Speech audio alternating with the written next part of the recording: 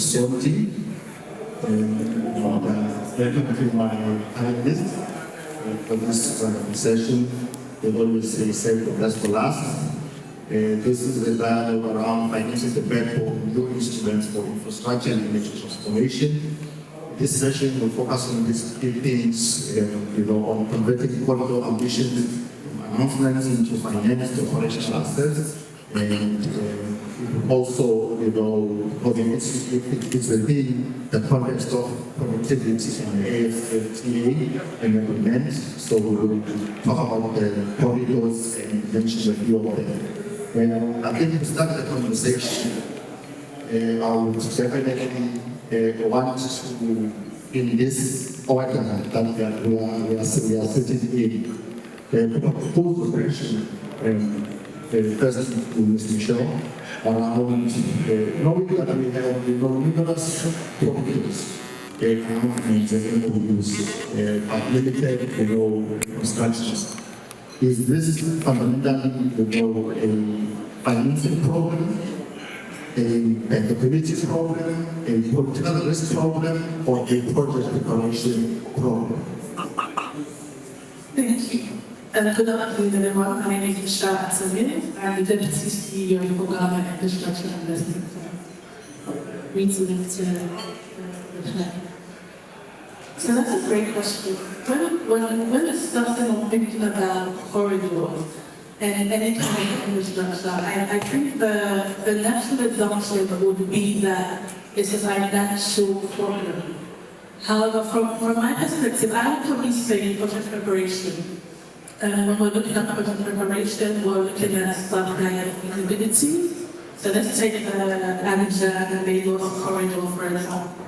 It's a huge stretch. So imagine all these countries, about 4 or 5 different countries are involved in that. We're looking at the feasibility studies for each of them, which will differ. Everybody's feasibility studies, and let's just say that every element of what could contribute will definitely have financial costs.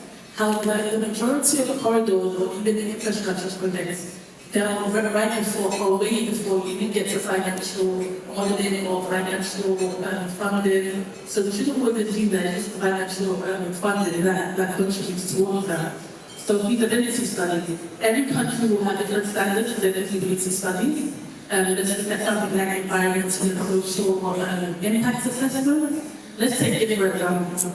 Given the infrastructure in Ghana, we embedded ENS into our models for any project that comes to us. You have to be able to tick that box for ENS. Maybe we're responsible for the Ghana portion of the Abidjan to Lagos corridor, but if you have another partner who, let's say, is Nigeria, but they haven't embedded it into the whole chain, you might find a differentiation there. So let's say we're able to get funders on board, the money is available, we're able to tick our boxes, get our funders on board, but then our funders then realize that our other partners who are responsible for the rest of the corridor aren't able to tick those. Then it becomes a bit of a stumbling block.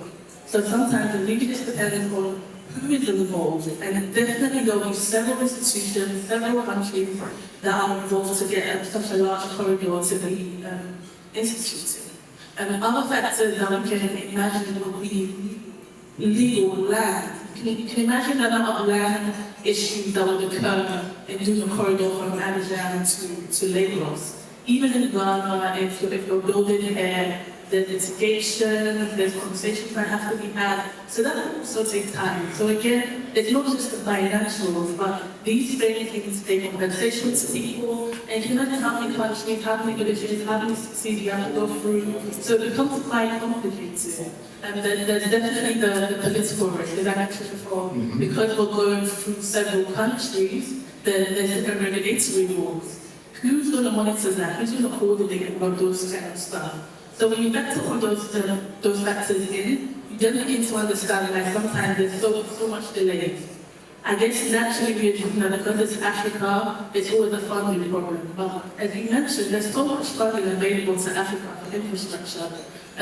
GIIF, for example, we're very keen on looking at climate funds, because a lot of climate funds offer technical assistance, they offer grants, And in GIIF, what we try to do is when we get sponsors that come on with projects, we try to help them at that necessary stage. But what we've realized is there's so many people that have great initiatives, great concepts, but getting into financial growth or getting into financial modeling is quite a difficult system. I like that last part. I think we would, continue with that a little bit later. Continue, especially with that last part. Now that we know, in terms of it may be like you mentioned now that there is funding available. And I will go to this just to find out if then there is funding available for all these projects, then what makes a corridor, investable for institutional capital? We talk about cash flows, government efforts, and the governance. Okay, good evening, everyone. I'm going to have this session and we have a bankability and there is this needs that parts of finance projects. I don't know where we are going to look at that. And because the DLT of cost just explained that the first ever compressed national council was launched on Monday. Zenith funded that completely. And somebody said, "Why don't finance projects?" Well, I think it's about what like my colleague said here. It's a whole process. You mentioned so many risks and ask whether this one is all that is the reason. I wanted to say it's all of them. Because there must be, it must come with a very good model. And it's easy to say there is funding and it's not being applied to a particular project. It's all about which project and we bring it to the fund. Have you done the feasibility studies? Have you done the of cash flow statement? If it's an existing project, if it's an existing process of project, we have the history, we have the track of governance and media. If it's a new project, I'm going to put something in place to ensure that it will be able to satisfy all the necessary risks that someone can put on the table to say this one is available and so on. This one is bankable and so on. As for the corridors, when you look at those corridors, these are not cheap fundings. Initially, in the morning, I think there is this report that for the 10-year development plan we have in Africa, that say each year we are looking at to cover those gaps, we are looking at a fund of around $190 billion. One is not something that any one person can just go and do. So you have a participation of strategies you can use to fund those goals. What funding assistance are we talking about? So when you go for they come up with some conditions, I think you can not be able to do it. Now, look at we say that domestic capital that we have from our wealth fund, from our pension fund in Africa is over 1.1 trillion. Where are those monies invested in? You have regulatory bodies that will insist that this money should be invested in some certain assets, and they will not be used for certain development.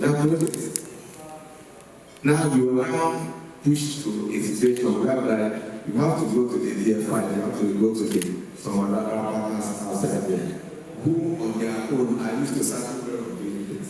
And when they come to the policy, there is that thing that is the political, the governmental basis here. Even the worst part of it is enforcement of agreements. You can enter into a fight with a body. The authority we are talking about to science and beauty to human rights. It was jettison because where the fund is supposed to come, somebody was supposed to come from the national government of the participating governments.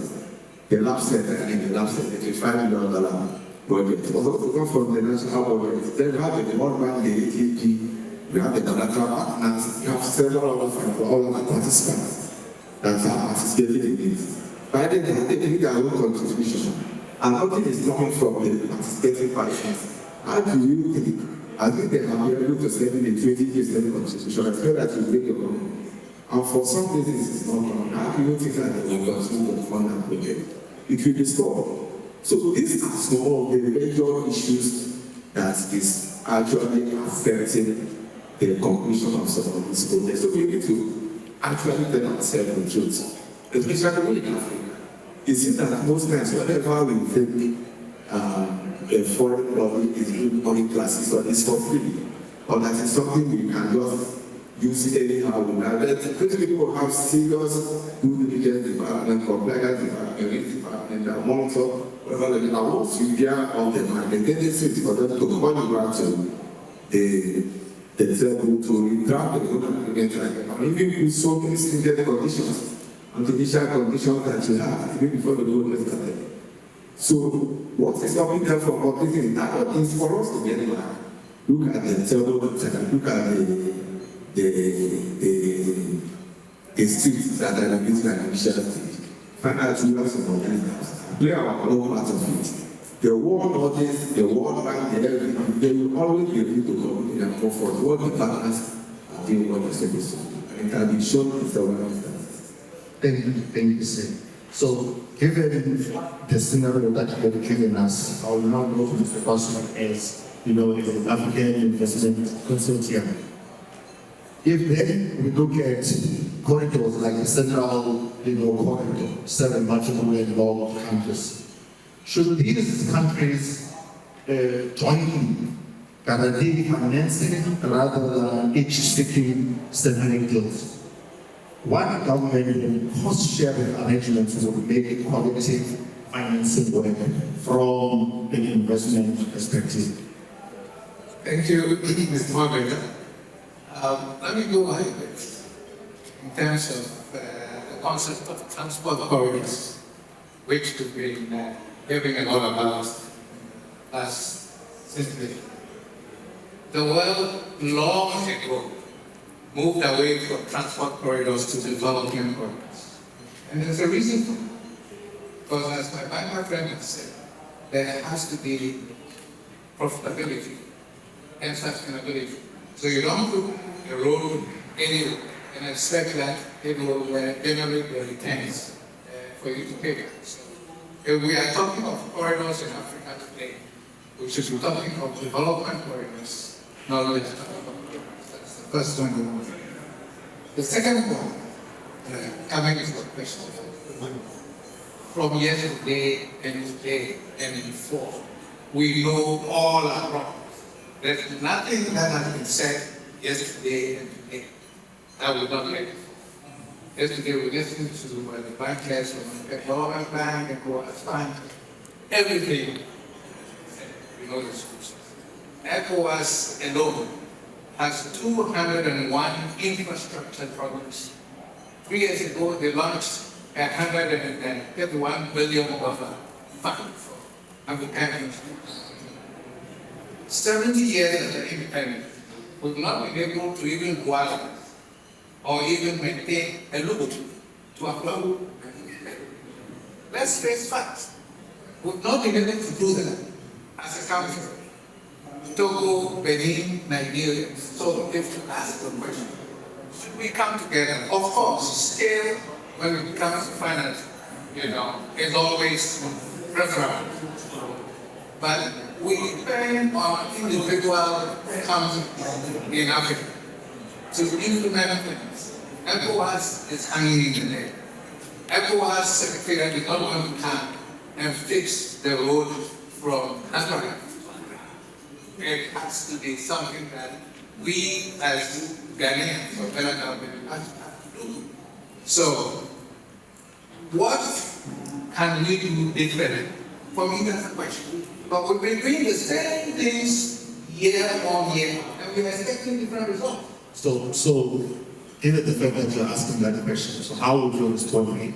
How can you do it differently? And also, I will bring this note by other panelists, including this. As we do this differently, what specific criteria to make infrastructure now, I would say, a developmental corridor attractive to institutional investors versus those that will only ever get conventional finance? And then you please, if you can just give your honest assessment. So I will start with this. What we can do differently. I have one example that I can throw out there, which has been a success story.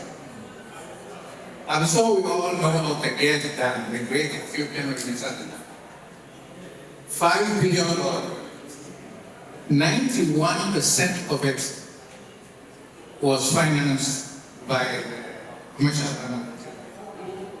The rest of the money came from Ethiopians in the diaspora, local government issues in Ethiopia, and $2 contributions from urban donors. The IMF, the World Bank, offered to finance the project. The Ethiopian government said no.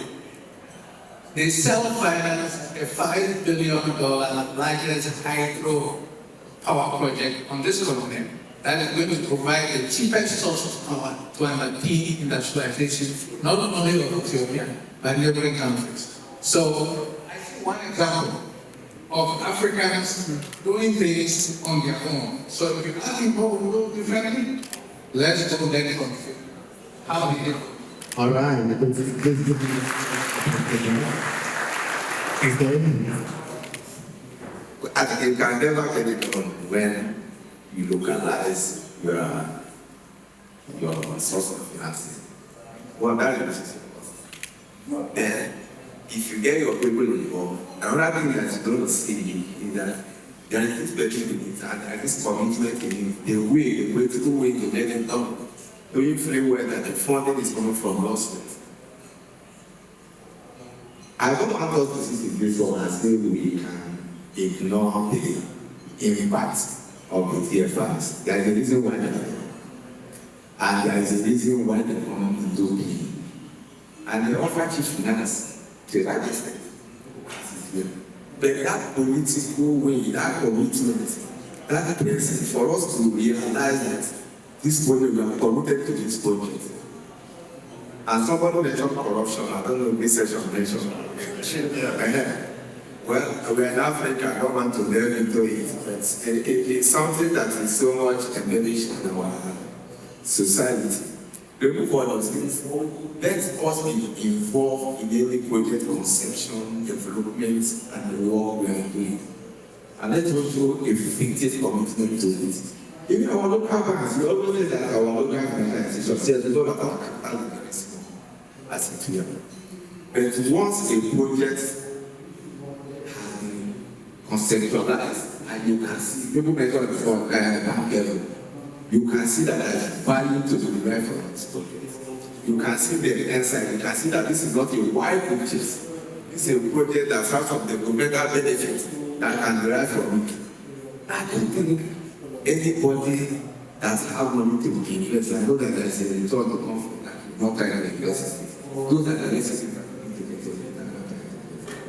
Just before we go into so from a commercial perspective, as you are saying, one would be able to finance once they see that there is value that they will derive from it in terms of profitability.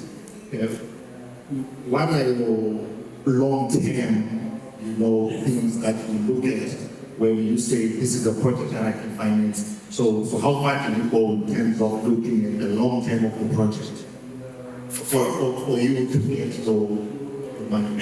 For us in the banking sector, there are two sides. When it has to do with government, it's not about profitability per se. It's all about what impact is that project going to actually bring to the area where that project is going.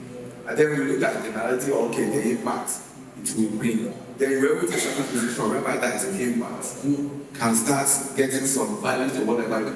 Therefore, a commercial project, your cash flow will either tell you that this is what the investment is about. Once you're looking at the cash flow projection of your customer, the industry, the setup, and there is a recent risk that if there is any risk officer here, CRO, once you do a credit now, the first thing they will tell you, if it's a long-term project, they will say, when is the government leaving power?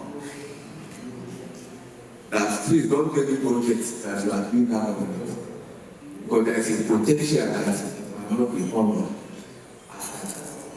So these are really risks. I'm not speaking theories. These are practical risks that we have faced.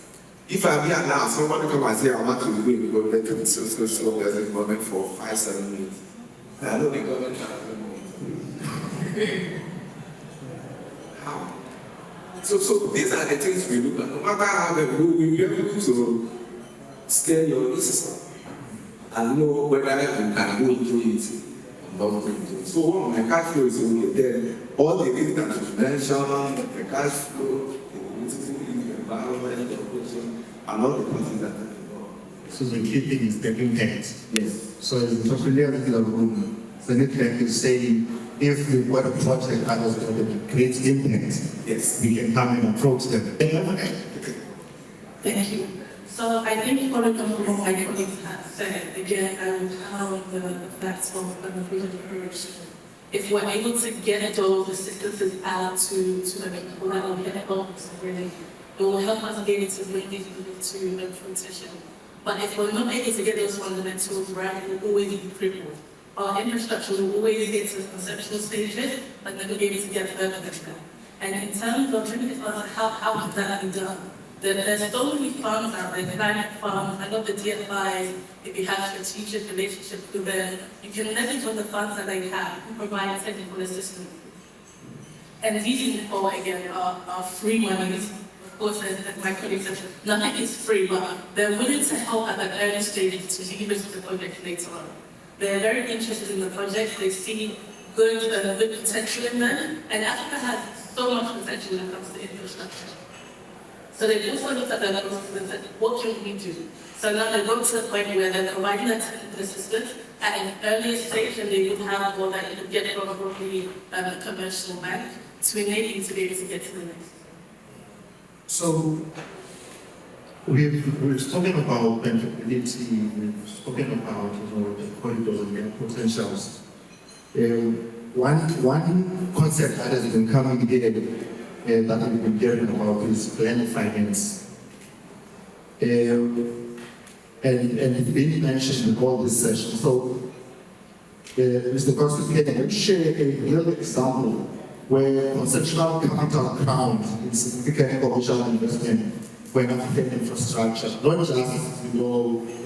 was just displayed, but what was the ratio and what made it work when there was those elements of blended finance? And I'm not sure on the GIIF, if you ever participated in that and, from the bank side as well.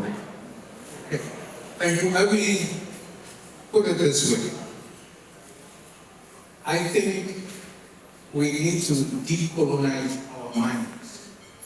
And our friend from the Delta Special Economic Zone talked about globalization. I want to take it for way back, growing up 70 years ago. It was a concept of African personality, a black man doing things for himself or herself. Put that aside. In terms of all the financing stuff, whether it's blended finance, structured finance, all in one area, we know. Whether it's structured individual finance, we know. The bottom line, which came out yesterday, from what the bankers were saying, one, we like to take the loans, or we are forced to give loans now, for the bankers are forced to give long-term infrastructure bubbles money. It's not small stuff. It's big stuff. Best practice, the kilometer of asphalt roads costs you 700,000. In Ghana, we're doing it for 1 million and 1.5. Corruption is everywhere, even in Europe. Anyway, it is there. But last year we are doing 1 million from a new to about 5 million, 2 million.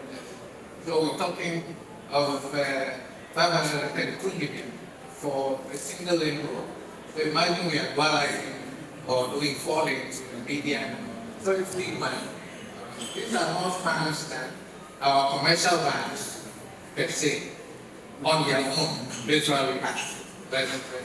So we need to look at this funding from a perspective beyond what our local bankers or banks have. Times, and that's what I'm saying, could be a solution. There were specific interventions. When Ghana Commercial Bank was nationalized way back from 1953, after the first African War, it had a specific purpose. Then we set up National Development Bank to underpin Ghana's industrialization. We saw results, and they are visible and there to see. 70 years ago, there was a PDA 10 kilometers from my village. They were producing canned sausage. 70 years ago, in Southern District, we used to drink 19 milk. There used to be pig milk was imported. Then was I don't know what was called. Then Papa came with 19 milk from cattle that was grown in Ghana. And the milk was produced in Ghana, not imported, not by misleading. So I'm saying there's been successful examples. Instead of talking all the time, let's go back and see what has yielded results. If you go today to the picture I was talking about, you see the blue structures, tractors rotting in the field. There's a church that is not in the White House. Okay, we go to all them and we pray for jobs and money. But we turn that production center into nothing. They're not performing as So that's the point you understand. So I think from the Africa trade chain as well, it's part of us finding a way of how to really follow up on some of these things. And I think it's very key what you just said to say, let's go back and look at those practical examples. So probably we can ask him as well to be part of that group that assist us in generating these things so that we don't come back and ask about things that we've done in the previous times and are successful and we are not going to do them. So that is the first commitment that we are going to have. Then, Yeah, I think blended finance or blended finance is one type of finance that helps in projects, especially environmental projects. Because to some extent, yeah, as we call it,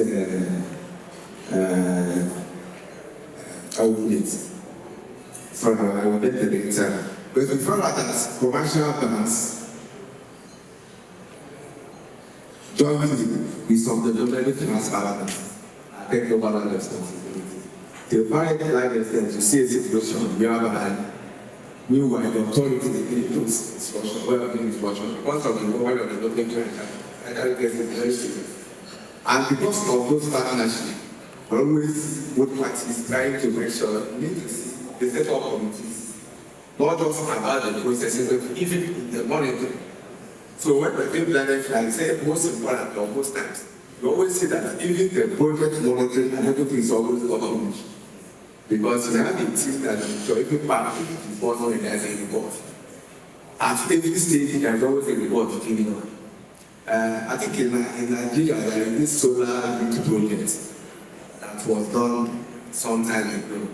It came as successful because of that reference agreement. And the Rwanda water project, which is very, very quite close and fast in Colorado, it actually was executed through a regulated finance project. And in India, I know that there are so many risk classification and so many bilateral partners and local partners involved in some of the projects that have come out fine. So for us, that finance is a very good way of getting some of the project. It wasn't local partners are getting stuff. And part of the structure and it's embedded in the way the structure is monitor and project monitoring, project delivery at each stage.